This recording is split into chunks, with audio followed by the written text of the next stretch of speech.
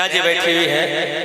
इतना पॉपुलर गाना ही था कि आरा के हर गली में हर मोहल्ला में खाली यही गाना बजाते रहे। बाद में पता चल कैसे तो छोड़ी आजू काम करत बाटे मनवा ए आमा जी,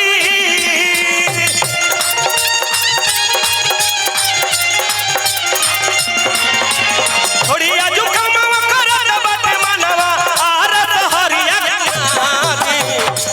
बोला देवी मैया की। ऐसे ना अरे वह समझे भुकभुकवा लाइट अभी बंद कर दी, डांस नहीं चला।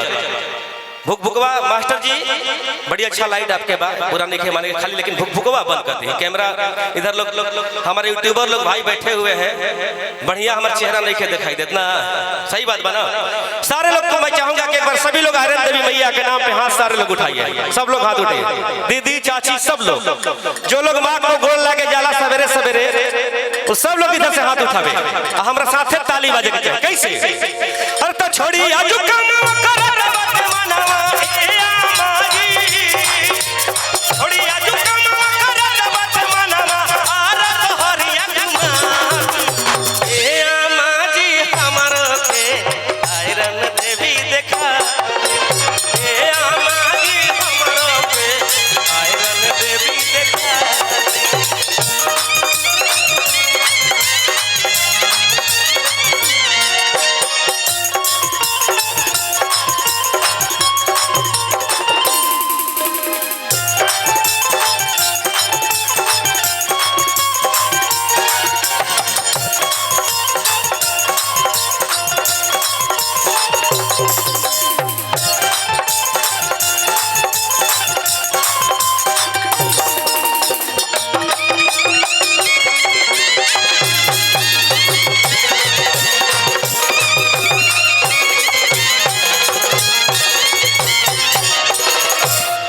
केकरा याद भाई आगे लाइन का आगे कोई बता सकेला?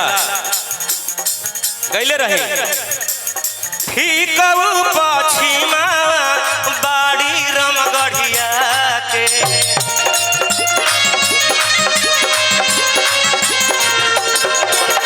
बगले में बहेली जहवा गंगिया रे।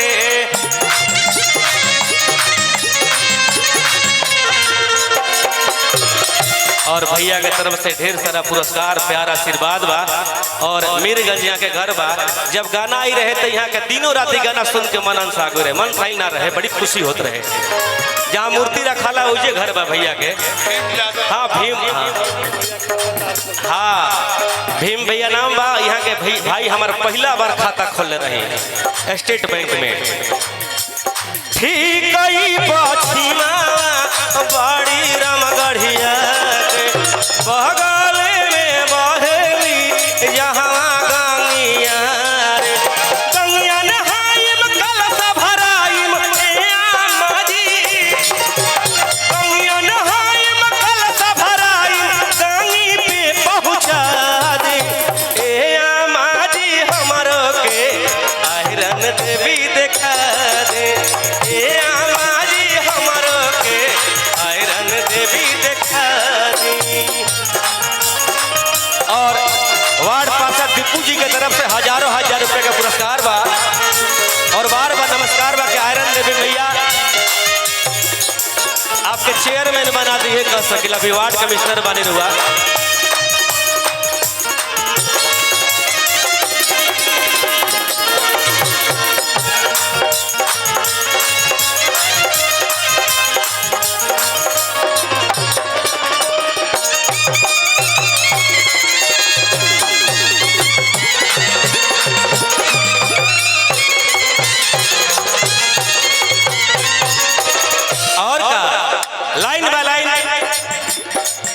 गीत हम गा रहे आरा शहर में बानी, अपना घरे बानी, आयरन देवी माई के पैर कर बानी। तो सोचा था कि पूरा के पूरा लाइन शुरू कर। यूट्यूबर भाई लोग यहाँ बैठे हुए हैं, आप लोग को भी नमस्कार प्रणाम है कि आप लोग हर जगह हम लोग को पहुँचाते हैं। मंदिर के बगल में सोनारन के दुकान बा,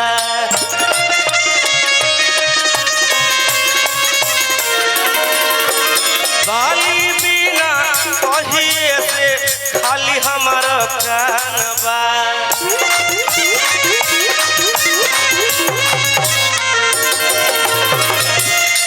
क्या आप लोग बजाते हैं, मजा आ गया। छपरा आ रहा है, छपरा जिला अब पुल बन गया, दूरिये नहीं खे ना कहीं के छपरा यूपी में ना पड़ल ना, तो पता चले कि बहुत आधा लोग सब शाम के उजे पहुंच रहा था ना। और ये हमारे छोटे भाई अनिल यादव टीवीएस शोरूम के मालिक और घर जैसा मेरे एकदम इतना बढ़िया मेरे छोटे भाई है, इतना इनको मानता हूं मैं। और डॉक्टर साहब के साथ बैठे हुए हैं, देखिए मुस्कुरा रहे हैं। चलिए आशीर्वाद बा भाई के कैसे। अरे तो मंदिर के बगल में सोना रन के दुकान बा,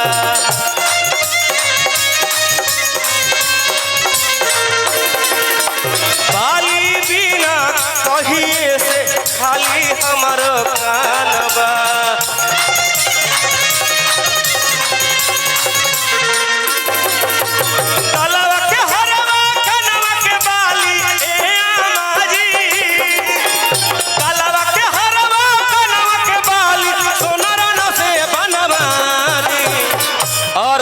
यादव के तरफ से ये पुरस्कार बा, क्या बात है।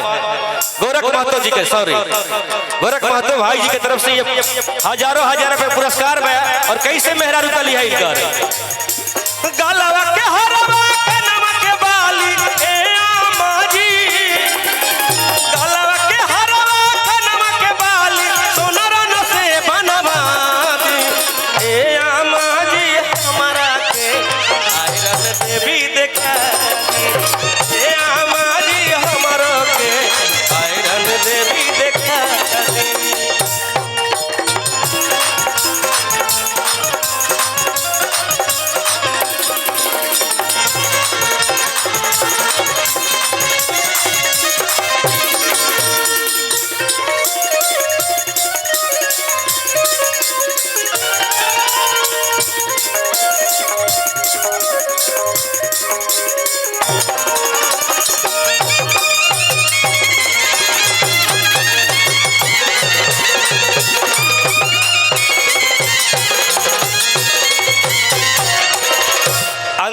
समय में कह लिया का सागरे से घूम के रामाना में चले के,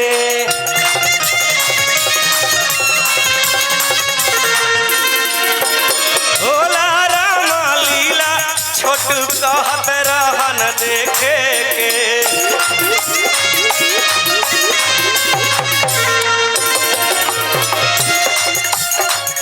आई बड़ी फेमस है रमना मैदान।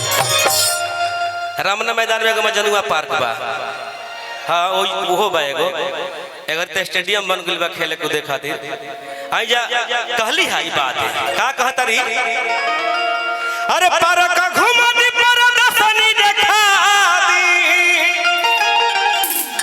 और मेरे छोटे भाई अमन यादव आए हुए हैं चल के पटना से, और अनिल जी के छोटे भाई हैं, मेरे छोटे भाई के छोटे भाई। और अमन के घर में ही रहिला, अमन यादव के ही घर में पटना में हमने करे नहीं, मेरा ऑफिस भी है, सारा कुछ अमन यादव के घर में ही है। मेरा भाई भी आया हुआ है। पार्क घुमा दी प्रदर्शनी देखा दी, और झूलू हाथनी झूला दे ए आमा जी हमारो के। अंतिम बार हाथ उठाना है माँ के नाम पर, अरुण देवी की माई के नाम पे। एक बार सारे लोग हाथ उठाए, इधर वाले भैया उधर सर भी लोग, और मेरे साथ ताली एक बार जम के बाजाए। अरे तो ए आमा जी हमारो के आयरन देवी देखा दी, ए आमा जी हमारो के आयरन देवी देखा दी, ए आमा जी हमारो के आयरन देवी देखा दी, ए आमा जी हमारो के आयरन देवी।